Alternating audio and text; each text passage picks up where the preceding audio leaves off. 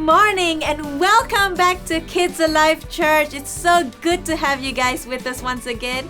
I am Teacher Joanna and this is Chico the monkey. Welcome back, Chico. How are you? Good. I think he went on a vacation. Don't tell anyone. Well, today we're going to continue our new series about the kings of the Bible. A kid can be a king. Yes, that means you guys can be kings. How, Teacher Joanna? Well, you will learn. Okay, today we're continuing. Today we're going to talk about King Solomon. King Solomon. Do you know the King Solomon? You know who he is? Alright, King Solomon, he was actually the son of King David. Last week we talked about King David. Today we're talking about King Solomon. And he was a very special king because when God asked him, what do you want? Now when God asks you, what do you want?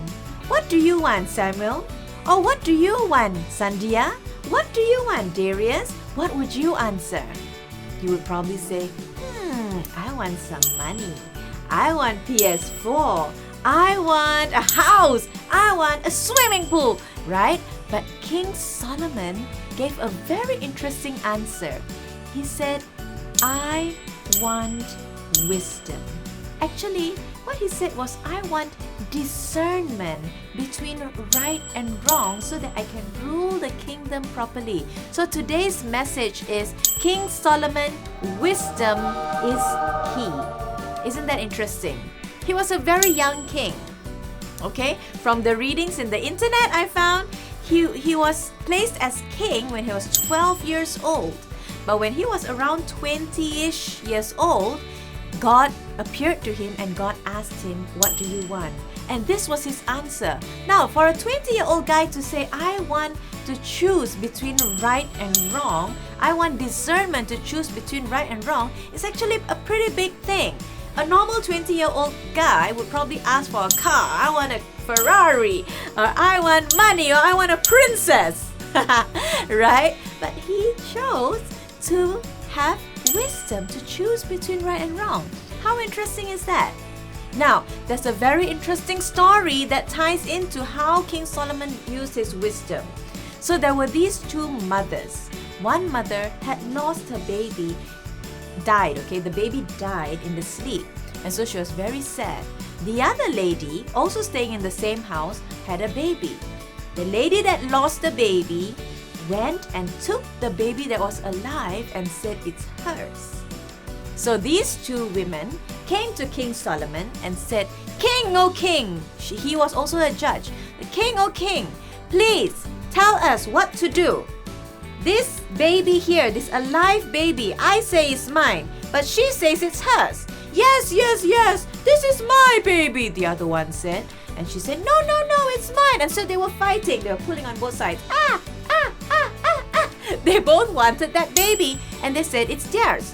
So King Solomon sat down and he thought. And remember, God had given him wisdom to discern what was the right thing to do. And he said this, bring me the sword. I'm gonna cut this baby in half so that both of you can have one part of the baby. And one woman said, yes, do that. Cut the baby in half. And the other woman said, no. I rather the baby live with this woman who is not the mother than die. So guess who was the mother? The real mother? The second one who said, let this baby live. So King Solomon said, put away the sword. I know which is the mother now. And he gave the baby to the rightful mother.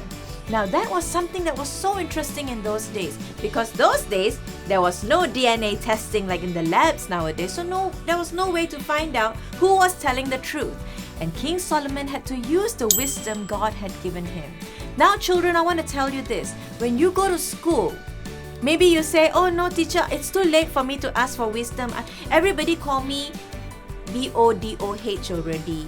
Everybody call me STUPID. I'm not a smart person. I cannot already. I'm telling you this right now, children. Wherever you are, God wants to remove all these bad words from your life, all these bad words that has been spoken in your life, and give you peace, give you wisdom. Because when you ask God for wisdom, God will bless you just like King Solomon.